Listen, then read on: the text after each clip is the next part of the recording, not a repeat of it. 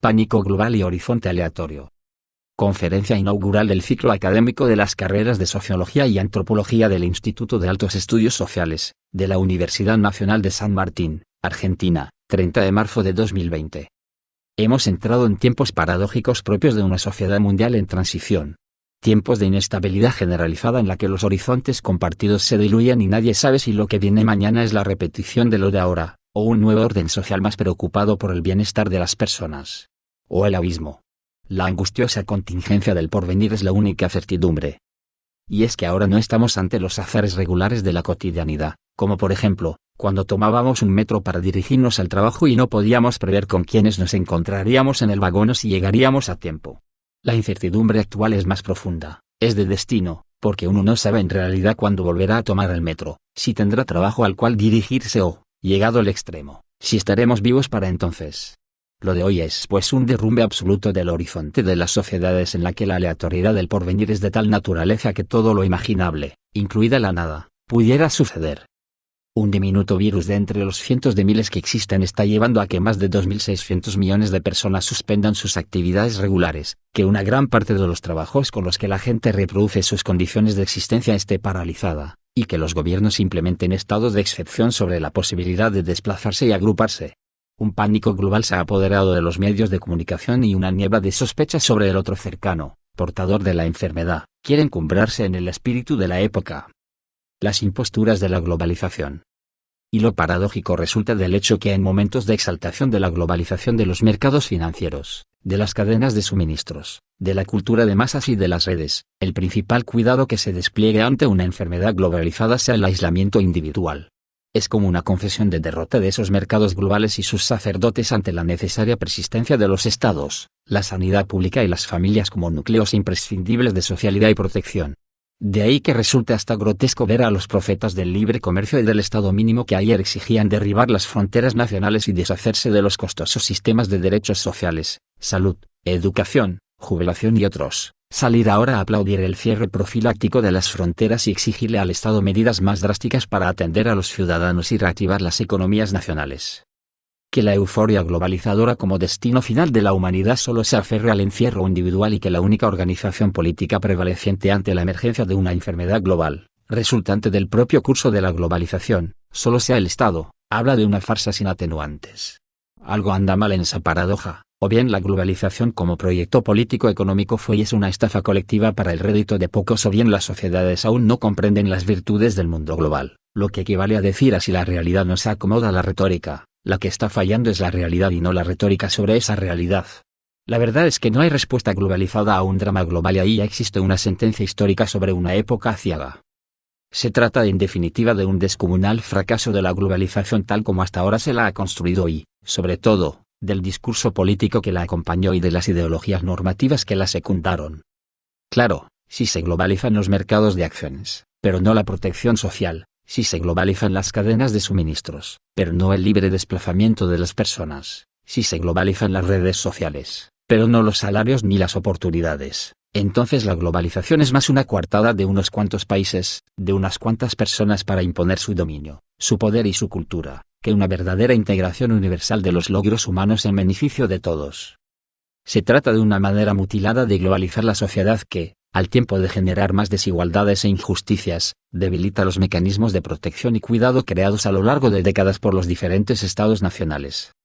Hoy vemos que los mercados financieros no curan enfermedades globales, solo intensifican sus efectos en los más débiles. Hoy vemos que el libre comercio ha llevado a un retroceso en las condiciones de igualdad similares a las de inicios del siglo XX. Según Piketty, el 1% de los más ricos de Estados Unidos, quienes el año 1975 llegaron a concentrar el 20% de la propiedad del total de los activos inmobiliarios, profesionales y financieros, al año 2018 han aumentado su participación hasta en un 40%, similar al año 1920. Hoy sabemos que ninguna institución global tiene la más mínima posibilidad de cohesionar las voluntades sociales para enfrentar las adversidades globales, en cambio el Estado sí lo viene logrando. Es como si la mano invisible de Smith no solo fuese inservible para los cuidados de la humanidad, sino más peligrosa que la propia pandemia. Y es que la globalización hasta ahora funciona como un modo de acrecentar ganancias privadas de las empresas grandes del mundo, en contraparte es inútil para promover la protección de las personas.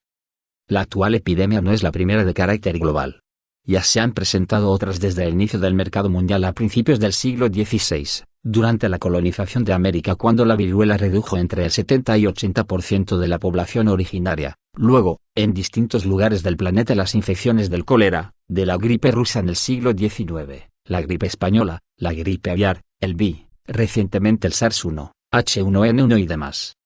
Las enfermedades globales emergen de los modos de subsunción formal y real de la naturaleza viva a la racionalidad de la producción mercantil que fracturan los procesos, regulados en la transmisión de enfermedades entre distintas especies animales. Subsunción formal, cuando se presiona a la pequeña economía agraria a internarse cada vez más en bosques y áreas ecológicamente autosostenibles para mercantilizar la flora y la fauna. Subsunción real, cuando la producción plenamente capitalista impone ilimitadamente en los bosques modos de trabajo agrícolas extensivos articulados a los mercados de los commodities. En ambos casos la interface entre la vida silvestre y los seres humanos, que se regulaba gradualmente durante décadas y siglos a través de la difusión en pequeñas comunidades, ahora se comprime en días o semanas en gigantescos conglomerados humanos, estallando en contagios fulminantes, masivos y devastadores. Detrás de cada pandemia está una manera de definir la riqueza social como ilimitada acumulación privada de dinero y bienes materiales y que, por tanto, convierte a la naturaleza, con sus componentes de seres vivos e inanimados, en una simple masa de materia prima susceptible de ser procesada, depredada y financiarizada. Es un modo enceguecido de producir cada vez más dinero, pero impotente para producir un modo global para proteger a las personas y mucho menos a la naturaleza. El resultado es un orden dominante de sociedad que no comprende que su compulsiva manera de devorar la naturaleza en el altar de la ganancia es una manera de devorarse a sí misma. Que los mercados y las instituciones globales ahora se escuden detrás de las legitimidades estatales para intentar contener los demonios destructivos que esta forma de globalización ha desatado es la constatación de un doble fracaso, de las instituciones globales para proponer factibles respuestas globales para proteger la salud de las personas de todos los países, y de los mercados globales para impedir el descalabro económico mundial acelerado por la pandemia. Al estancamiento económico de los últimos años ahora le sigue la recesión global, es decir, un decrecimiento de las economías locales que va a llevar a un cierre viral de empresas, al despido de millones de trabajadores, a la destrucción del ahorro familiar, al aumento de la pobreza y el sufrimiento social. Y nuevamente los sacerdotes de la globalización, insuflados en su mezquindad, se cruzan de brazos a la espera de que los estados nacionales gasten sus últimas reservas, hipotequen el futuro de al menos 2 generaciones para contener el enojo popular y atemperar el desastre que los arquitectos de la globalización han ocasionado. Cuando la pujanza global era evidente, ella tenía muchos padres, cada cual más enardecido respecto a la fingida superioridad histórica del libre mercado. Y ahora que la recesión mundial asoma las orejas, ella se presenta como huérfana y sin responsables. Y tendrá que ser el vapuleado Estado el que intente salir al frente para atenuar los terribles costos sociales de una orgía económica de pocos. El regreso del Estado. Ciertamente asistimos y asistiremos a una revalorización general del Estado, tanto en su función social protectiva, como económica financiera. Ante las nuevas enfermedades globales, pánicos sociales y recesiones económicas, solo el Estado tiene capacidad organizativa y la legitimidad social como para poder defender a los ciudadanos. Estamos ante un momento de regresión colectiva a los miedos sociales que, a decir de Elías, son los fundamentos de las construcciones estatales. Pero por ahora solo el Estado, bajo su forma integral gramsciana de aparato administrativo y sociedad civil politizada y organizada, puede orientar voluntades sociales hacia acciones comunes y sacrificios compartidos que van a requerir las políticas públicas de cuidado ante la pandemia y la recesión económica. Bajo estas circunstancias, el Estado aparece como una comunidad de protección ante los riesgos de muerte y crisis económica. Y si bien es cierto que el destino de muchos ha de depender de la decisión de pocos que monopolizan las decisiones estatales, y por eso Marx hablaba de una comunidad ilusoria, estas decisiones habrán de ser efectivas para crear un cuerpo colectivo unificado en su determinación de sobreponerse a la adversidad siempre y cuando logre dialogar con las esperanzas profundas de las clases subalternas. Incluso la recesión global halla en el Estado nacional a la única realidad social capaz de reorganizar la flecha temporal del flujo de la riqueza de las naciones para adelantar hoy a todos lo que se producirá mañana, a fin de dar un empujón a los ingresos laborales, al consumo interno, a la generación estatal de empleo y al crédito productivo. ¿Cuánto durará este retorno al Estado? Es difícil saberlo. Lo que sí está claro es que por un largo tiempo ni las plataformas globales, ni los medios de comunicación, ni los mercados financieros ni los dueños de las grandes corporaciones tienen la capacidad de articular asociatividad y compromiso moral similar a los Estados. Que esto signifique un regreso a idénticas formas de estado de bienestar o desarrollista de décadas atrás no es posible porque existen unas interdependencias técnico-económicas que ya no pueden dar marcha atrás para erigir sociedades autocentradas en el mercado interno y el asalariamiento regular. Pero, sin Estado social preocupado por el cuidado de las condiciones de vida de las poblaciones, seguiremos condenados a repetir estos descalabros globales que agrietan brutalmente a las sociedades y las dejan al borde del precipicio histórico. Las formas emergentes de Estado tendrán que combinar una revalorización del mercado interno, la protección social ampliada a asalariados, no asalariados y formas híbridas de trabajo autónomo, profundas políticas de democratización de la propiedad y las decisiones sobre el futuro, con la articulación controlada de las distintas cadenas de suministros mundiales, la fiscalización radical de los flujos financieros e inmediatas acciones de protección del medio ambiente planetario. Ahora, otra de las paradojas del tiempo de bifurcación aleatoria como el actual es el riesgo de un regreso pervertido del Estado bajo la forma de keynesianismos invertidos y de un totalitarismo del Big Data como novísima tecnología de contención de las clases peligrosas. Si el regreso del Estado es para utilizar dinero público, es decir, de todos, para sostener las tasas de rentabilidad de unos pocos propietarios de grandes corporaciones, no estamos ante un Estado social protector, sino patrimonializado por una aristocracia de los negocios, como ya sucedió durante todo el periodo neoliberal que nos ha llevado a este momento de descalabro societal.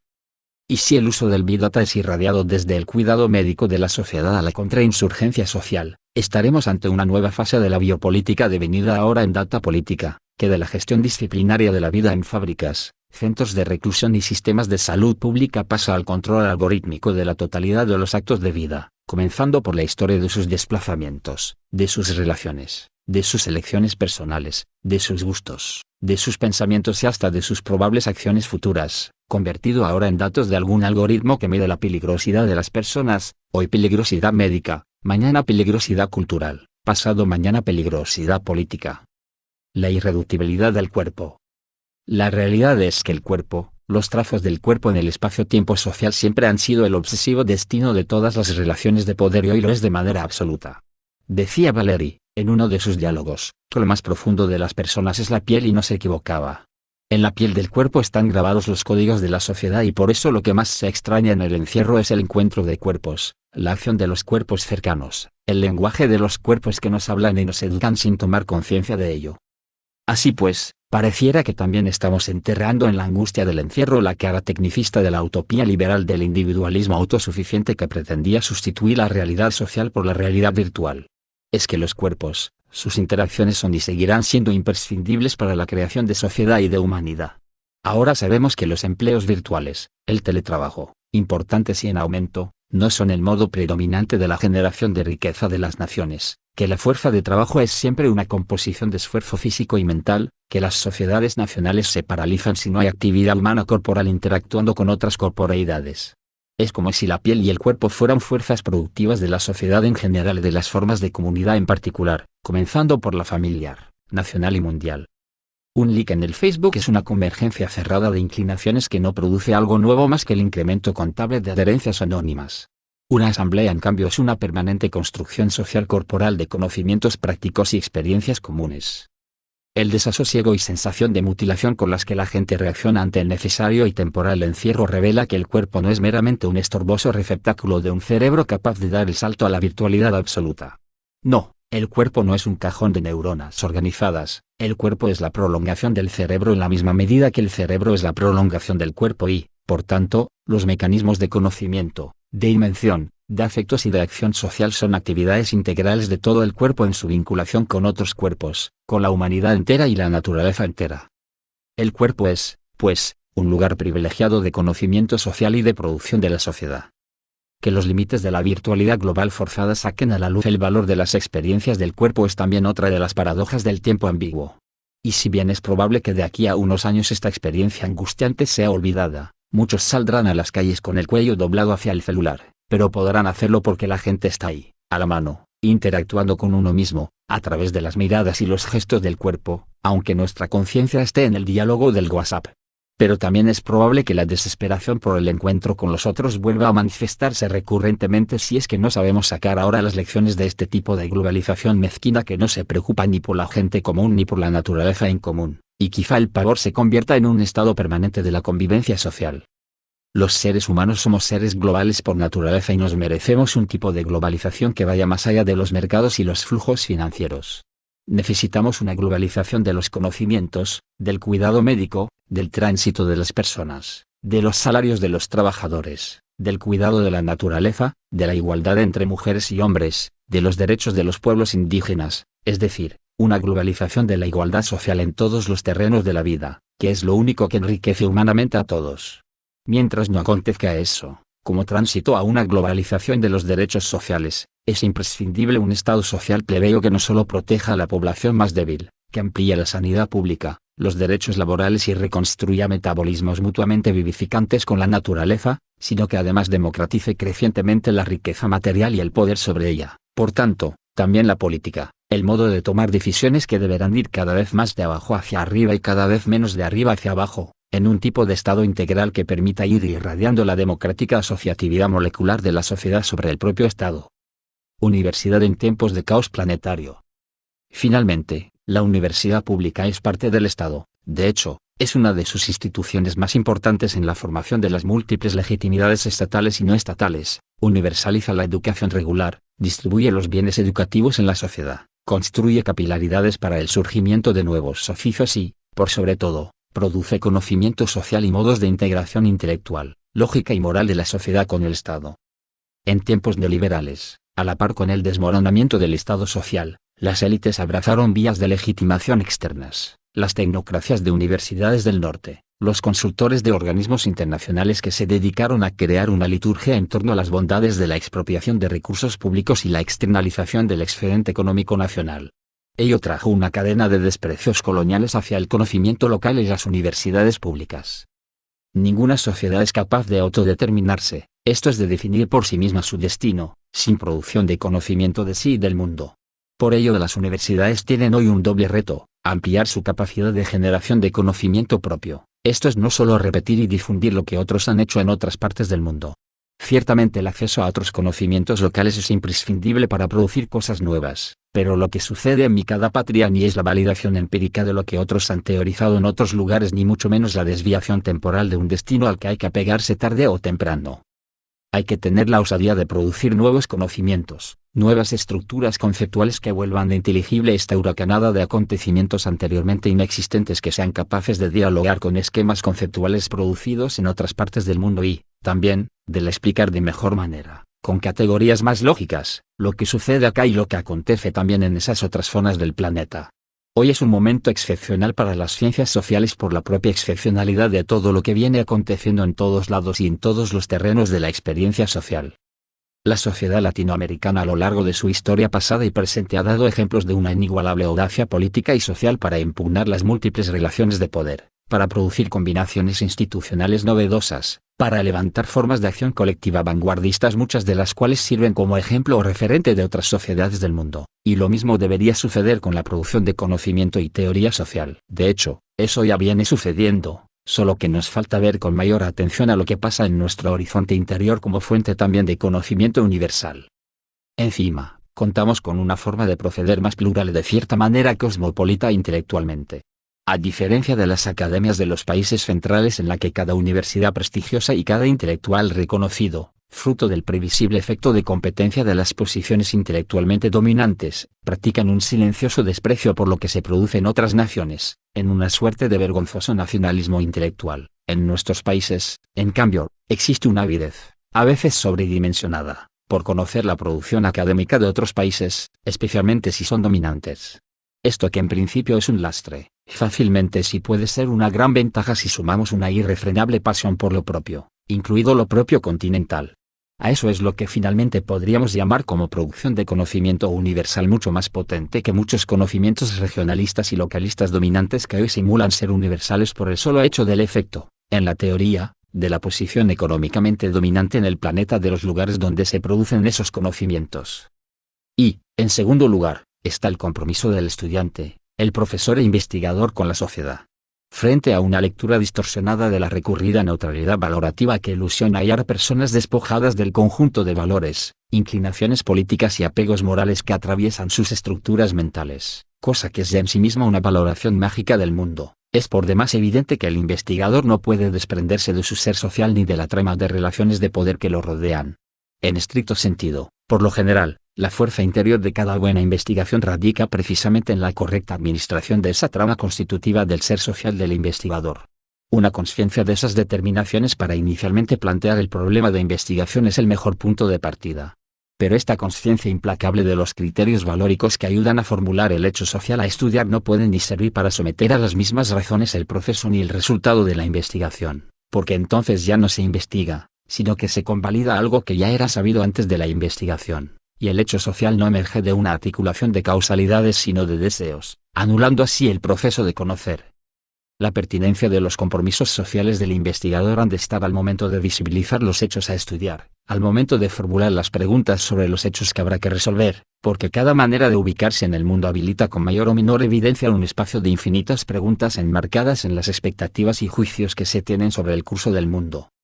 La lealtad a los compromisos, si estos son críticos sobre la realidad del mundo, debe ponerse a prueba en la multidisciplinariedad y heterodoxia de las herramientas conceptuales para adoptar, retorcer, fusionar e inventar aquellas que mejor capten la dinámica de los acontecimientos. La propia investigación necesariamente va a hacer brotar en su desarrollo conceptos y esquemas lógicos que expresen de mejor manera las regularidades detectadas, y no hay que rehuir a estas. Los modos de obtener y medir los datos de los procesos sociales igualmente deberán adecuarse a cubrir la mayor parte de la cualidad del hecho escudriñado, en tanto que la articulación lógica de los resultados deberá estar guiada por la intención de volver evidente, casi apodíctico, el flujo de las causalidades, tanto lógicas como prácticas de las personas involucradas en el hecho social. Así el compromiso social será tanto más válido por la fuerza argumentativa de los hechos, que por la retórica. Conocimiento social. El resurgimiento del Estado y los tiempos de incertidumbre estratégica de las sociedades abren un espacio infinito de posibilidades de creatividad social, de compromisos políticos y despliegue de herramientas académicas capaces de contribuir a la autorreflexión de la sociedad e impactar en políticas públicas. El mundo se encuentra atrapado en un vórtice de múltiples crisis ambientales, económicas, médicas y políticas que están licuando todas las previsiones sobre el porvenir, y lo peor es que ello viene con un inminente riesgo de que se impongan soluciones en las que las clases subalternas sean sometidas a mayores penurias que las que ya se tolera hoy. Pero la condición de subalternidad social o nacional tiene en ese torbellino planetario también un momento de suspensión excepcional de las adhesiones activas hacia las decisiones y caminos propuestos por las élites dominantes. El desasosiego planetario por la fragilidad de horizontes a los cuales aferrarse es también de las creencias dominantes, con lo que el sentido común se vuelve poroso, apetente de nuevas certidumbres. Y si hay, el pensamiento crítico, en general, y la academia pública, en particular, ayudan a formular las preguntas del quiebre moral entre dominantes y dominados, y coadyuvan a visibilizar las herramientas de autoconocimiento social, entonces es probable que, en medio de la contingencia del porvenir, se refuerce aquel curso sostenido en las actividades de la comunidad,